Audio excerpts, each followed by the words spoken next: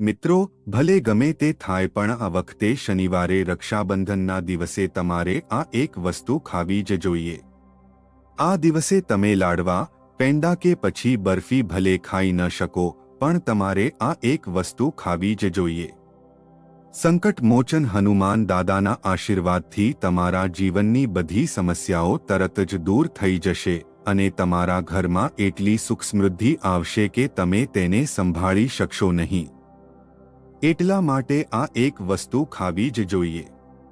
જો મિત્રો, અમારું કામ તો તમને સલાહ આપવાનું છે। હવે માનવું કે ન માનવું એ તમારી મરજી છે, પણ હું એક વાત ચોક્કસ કહીશ કે જો તમે અમારી આ વાત માનશો તો તમારો બેડો પાર થઈ જશે। કારણ કે આ દિવસ માત્ર પૂનમનો દિવસ નથી, આ દિવસે સાથે રક્ષાબંધન પણ છે। આ દિવસે કરવામાં આવેલો કોઈ પણ ઉપાય અને કોઈ બહેન દ્વારા પોતાના ભાઈ માટે માંગવામાં આવેલી મનોકામના ક્યારેય પણ વ્યર્થ જતી નથી। હનુમાનજી આ મનોકામનાને અવશ્ય પૂરી કરે છે અને ભાઈને લાંબુ આયુષ્ય પણ પ્રાપ્ત થાય છે। આ વર્ષે રક્ષાબંધનનો પર્વ 20 ઓગસ્ટ 1925 અને શનિવારે એટલે કે પૂનમના દિવસે છે। અને જે લોકો આ પૂનમની રાત્રે માત્ર આ એક વસ્તુ ખાય છે, તેમના ઘરમાં આખું વર્ષ સુખ સમૃદ્ધિ આવે છે।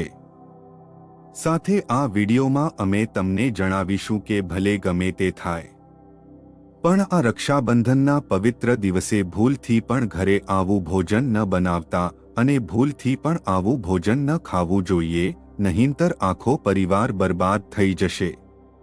તેમજ આ વિડીયોમાં અમે તમને જણાવીશું કે રક્ષાબંધનના પવિત્ર દિવસે તમારે કઈ એક એવી વસ્તુ છે જે ખાવી જ જોઈએ, જેથી તમે તમારા જીવનમાં બજરંગબલીનો વિશેષ આશીર્વાદ મેળવી શકો।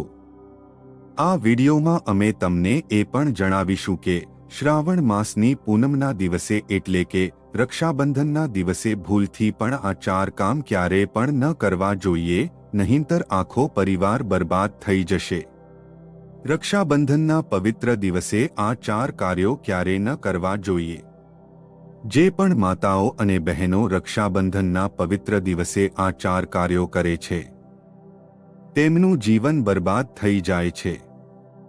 જે ઘરમાં આ 4 કાર્યો કરવામાં આવે છે, એ ઘરના તમામ સભ્યો પર હનુમાન દાદા ક્યારેય આશીર્વાદ વરસાવતા નથી।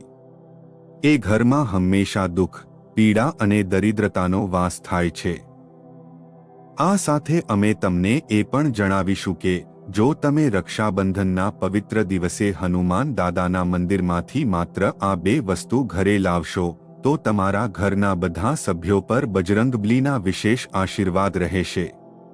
મિત્રો, ભલે ગમે તે થઈ જાય પણ શનિવારે રક્ષાબંધનના દિવસે આ એક વસ્તુ ખાવી જ જોઈએ।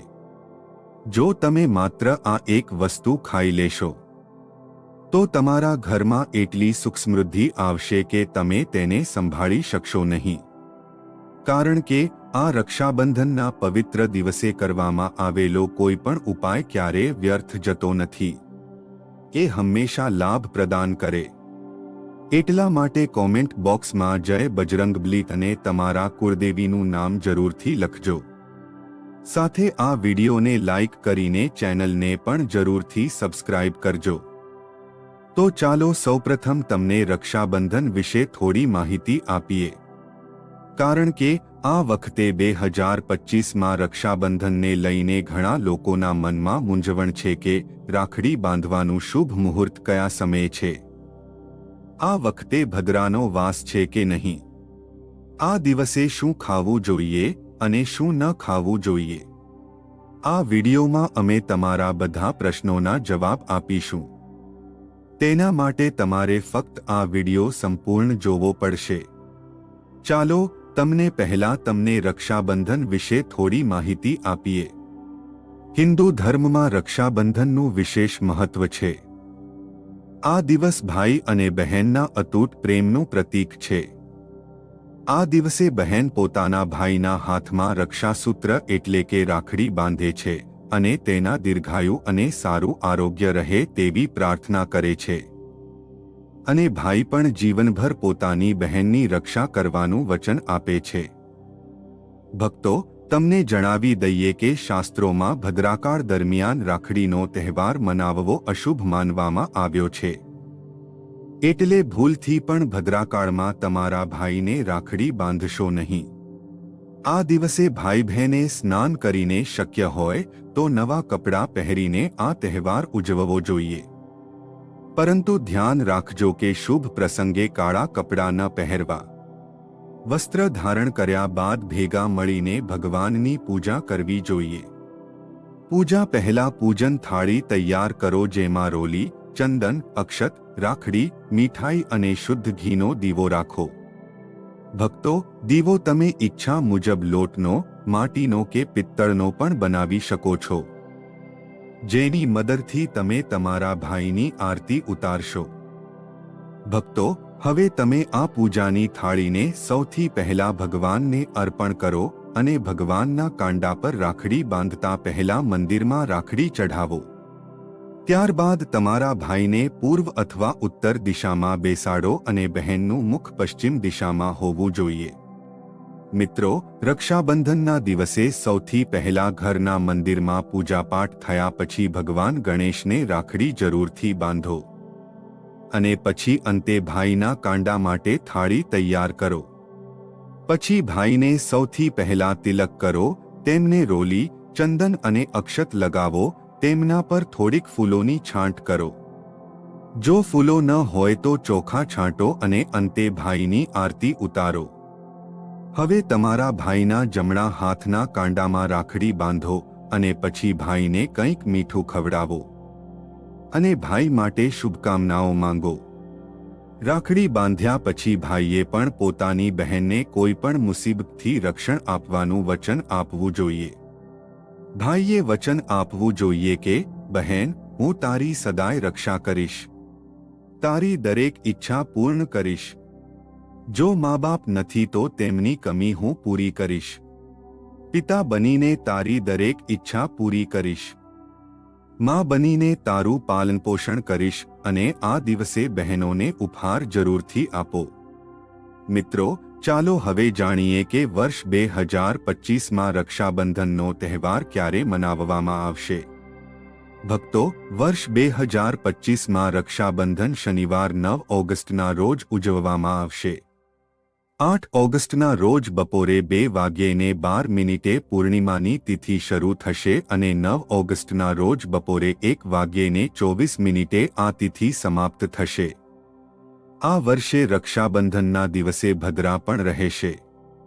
રક્ષાબંધનના દિવસે ભદ્રાનો સમયગાળો સવારે 5:57 થી બપોરે 1:32 સુધી રહેશે. આ ભદ્રાનો વાસ પાતાળ લોકમાં છે. જો કે ઘણા વિદ્વાનોનું માનવું છે કે જો ભદ્રાનો વાસસ્થાન પાતાળ અથવા સ્વર્ગ લોકમાં હોય તો તે પૃથ્વી પર રહેતા લોકો માટે અશુભ માનવામાં આવતો નથી.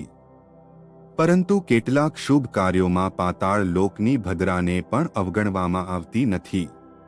અંતે, આપણે હિન્દુ છીએ એટલે દરેક શુભ કે અશુભ સમયનું પાલન કરવું આવશ્યક છે. અને ભક્તો, રક્ષાબંધનના દિવસે સાંજના સમયે પંચક પણ લાગશે. પંચક સાંજના 7 વાગ્યે શરૂ થશે અને બીજા દિવસે સવારે 5 વાગ્યા સુધી રહેશે. આ વખતે લાગતું પંચક રાજ પંચક રહેશે, જેને અશુભ માનવામાં આવતું નથી. તે શુભ માનવામાં આવે છે. આ રીતે એ દિવસે ભાઈઓને રાખડી બાંધવા માટે કુલ 7 કલાક 48 મિનિટનો સમય મળશે. તો ચાલો હવે જાણીએ કે રક્ષાબંધનના પવિત્ર દિવસે કઈ વસ્તુઓનું સેવન ભૂલથી પણ ન કરવું જોઈએ, જેથી આ દિવસ શુદ્ધ અને સંપૂર્ણ ફળદાયી બને. સૌથી પહેલી વસ્તુ છે જે રક્ષાબંધનના દિવસે ભૂલથી પણ ન ખાવી જોઈએ તે છે માંસાહારી ખોરાક. આવા પવિત્ર દિવસે માછલી, ચિકન કે ઈંડા અથવા તો કોઈ પણ પ્રકારનું માંસ ન ખાવું જોઈએ. તેનું ખાસ ધ્યાન રાખો, આ દિવસે માંસાહારી ખોરાક ખાવાની સંપૂર્ણપણે મનાઈ છે. માંસાહારી ખોરાક તામસિક ગુણોમાં વધારો કરે છે, જે આપણી માનસિક શાંતિ અને સંતુલનને અસર કરે છે.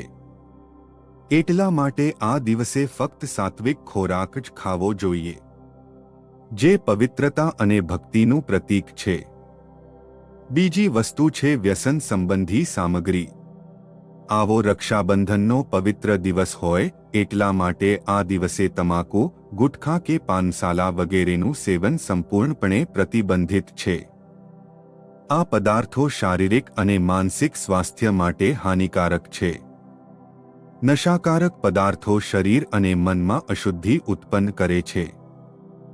તેથી આ દિવસે કોઈ પણ પ્રકારનો નશો ટાળવો જોઈએ, જેથી તમારી ભક્તિ શુદ્ધ રહે.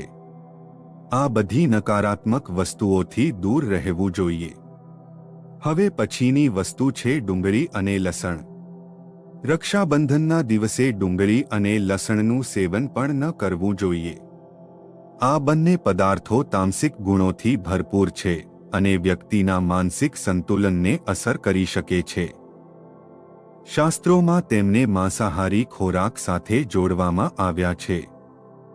ડુંગળી અને લસણ ખાવાથી આહારમાં અસંતુલન થાય છે અને ભક્તિમાં અવરોધ ઊભો થઈ શકે છે. આ દિવસે આ બંનેનું સેવન ન કરવાની સલાહ આપવામાં આવે છે. તો ચાલો હવે જાણીએ કે રક્ષાબંધનના પવિત્ર દિવસે કઈ વસ્તુ ખાવી જોઈએ. તેમાં સૌથી પહેલી વસ્તુ છે દૂધીનું શાક. રક્ષાબંધનના પવિત્ર દિવસે તમારે દૂધીનું શાક ખાવું જ જોઈએ, કારણ કે દૂધીની શાકભાજીનું વિશેષ મહત્વ છે. તે આધ્યાત્મિક રીતે ખૂબ જ શુદ્ધ અને તાજગી આપનારું માનવામાં આવે છે. રક્ષાબંધન શનિવારના દિવસે આવે છે અને શનિવાર એ હનુમાનજી મહારાજનો દિવસ છે.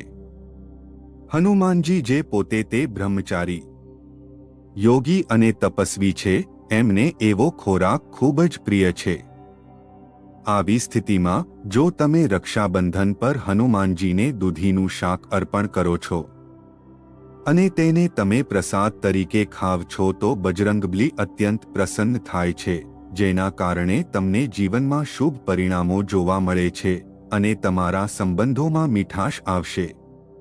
તે તમારા સંબંધોને પહેલા કરતાં વધુ મજબૂત બનાવશે. ત્યાર પછીની સૌથી મહત્વપૂર્ણ વસ્તુ છે ગોળ અને શેકેલા ચણા. રક્ષાબંધનના દિવસે તમારે ગોળ અને શેકેલા ચણા પ્રસાદ તરીકે ખાવા જ જોઈએ.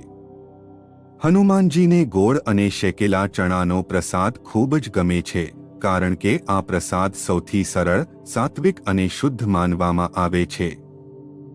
ધાર્મિક માન્યતાઓ અનુસાર ગોળ જે ઉર્જાથી ભરપૂર છે, જ્યારે ચણા જે શક્તિ વધારનાર છે, તે હનુમાનજીના તેજ અને શક્તિનું પ્રતિનિધિત્વ કરે છે. આવી સ્થિતિમાં પૂનમના અને રક્ષાબંધનના પવિત્ર તહેવાર પર બજરંગબલીને આ ભોગ અર્પણ કરવાથી અને તેને પ્રસાદના રૂપમાં ખાવાથી ઘરમાં સકારાત્મક ઉર્જા આવે છે અને માનસિક અને શારીરિક શક્તિ મળે છે. આ સાથે જીવનમાં ચાલી રહેલી સમસ્યાઓનું પણ નિરાકરણ આવે છે અને જો તમારું કામ અટકી ગયું હોય, મહેનત કરવા છતાં પણ કામ બગડી રહ્યું હોય, તો તે પણ બજરંગબલીની કૃપાથી જલ્દી પૂર્ણ થઈ જશે અને તેમને જીવનમાં સફળતા મળશે, જેના કારણે તમારી આર્થિક સ્થિતિ પણ મજબૂત રહેશે અને તમારે જીવનમાં આર્થિક સંકટ જેવી સમસ્યાઓનો સામનો કરવો પડશે નહીં. ત્યાર પછીની સૌથી વિશેષ અને ખાસ વસ્તુ છે જે તમારે રક્ષાબંધનના દિવસે ખાવી જ જોઈએ, તે છે ચૂરમાના લાડવા. હનુમાનજીને ચૂરમાના લાડુ ખૂબ જ પ્રિય છે અને બજરંગબલીની પૂજામાં આ પ્રસાદનું ખૂબ જ વિશેષ મહત્વ છે. આવી સ્થિતિમાં જે કોઈ જીવનમાં મુશ્કેલ સમસ્યાઓનો સામનો કરી રહ્યું છે, તેથી રક્ષાબંધન પર હનુમાનજીને સાચી ભક્તિ અને સાચા હૃદયથી ચૂરમાના લાડુનો પ્રસાદ અર્પણ કરવો જોઈએ અને તેને પોતે પણ પ્રસાદ તરીકે ગ્રહણ કરવો જોઈએ. આ સાથે વ્યક્તિએ સીતારામના નામનો જાપ કરવો જોઈએ. એવું માનવામાં આવે છે કે આમ કરવાથી જીવનના બધા દુઃખ અને પરેશાનીઓ દૂર થાય છે અને જીવનમાં સકારાત્મક ઉર્જાનો પ્રવાહ વધે છે અને સુખ અને સૌભાગ્યની પ્રાપ્તિ થાય છે. હવે પછીની વસ્તુ છે ખીચડી. ભારતીય સંસ્કૃતિમાં ખીચડીને સાત્વિક, શુદ્ધ અને સંતુલન ભોજન તરીકે જોવામાં આવે છે. કારણ કે આ વાનગીનું ઊંડું મહત્વ છે.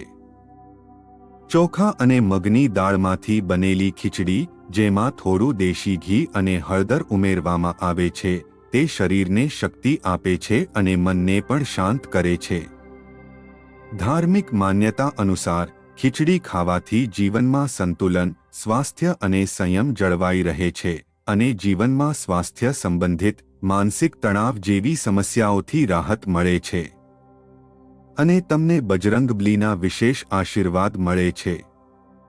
તો ચાલો હવે જાણીએ કે આ રક્ષાબંધનના દિવસે કયા કામ ભૂલથી પણ ન કરવા જોઈએ. રક્ષાબંધનના પવિત્ર દિવસે ભૂલથી પણ વાળ અને નખ ન કાપવા જોઈએ. આ દિવસે સવારે મોડે સુધી સૂવાનું ટાળવું જોઈએ. રક્ષાબંધનના દિવસે વ્યક્તિએ કોઈ પણ પ્રકારના વિવાદ, ઝઘડા કે દુષ્ટતાથી દૂર રહેવું જોઈએ.